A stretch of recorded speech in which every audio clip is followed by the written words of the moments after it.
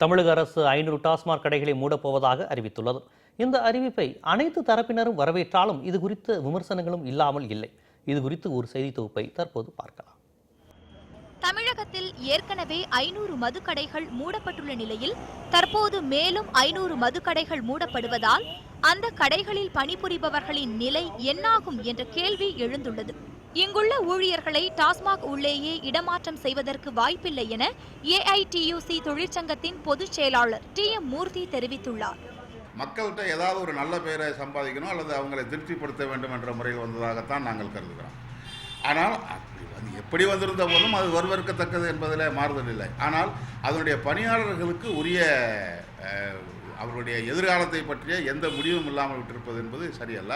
2003ஆம் ஆண்டு டாஸ்மாக் கடைகள் அறிமுகப்படுத்தப்பட்டது முதல் 14 ஆண்டுகளாக பணிபுரிபவர்களுள் 40 வயதுக்கு மேற்பட்டவர்களே அதிகம்.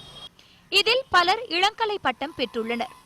இந்த ஊழியர்களை அரசின் வேறு துறைகளுக்கு மாற்றாமல் டாஸ்மாக் பணியிலேயே வைத்திருப்பது ஏன் என சட்ட பஞ்சாயத்து இயக்கம் கேள்வி எழுப்புகிறது.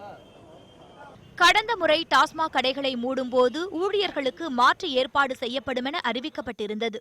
ஆனால் இந்த முறை அப்படிப்பட்ட அறிவிப்பு ஏதும் இல்லை என்பதை சுட்டிக்காட்டுகிறார்கள் ஊழியர்கள்.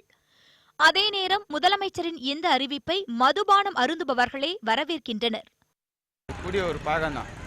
இது நல்ல பாகம் தான். இதை மூடும். இது மூணுனா நல்லது மேடம். என்னோட 4 பேர் நல்லா இருப்பாங்க. சரிங்களா? உண்மை அதுதான். இன்னும் நீ வேலைக்கு போகிறேன், நீ வேலை இருந்து நான் லீவ் போகிறேன். எதனால இந்த மெயின்ட்டு குடி, இந்த குடிக்கணும், அப்போ அதை ரிலாக்ஸ் ஆகும் உடம்பு அப்படின்னு நினச்சி தான் நான் இன்னைக்கு லீவ் போட்டேன். ஓகேங்களா? அதான் உண்மை, வேறு ஒன்றும் கிடையாது மேடம்.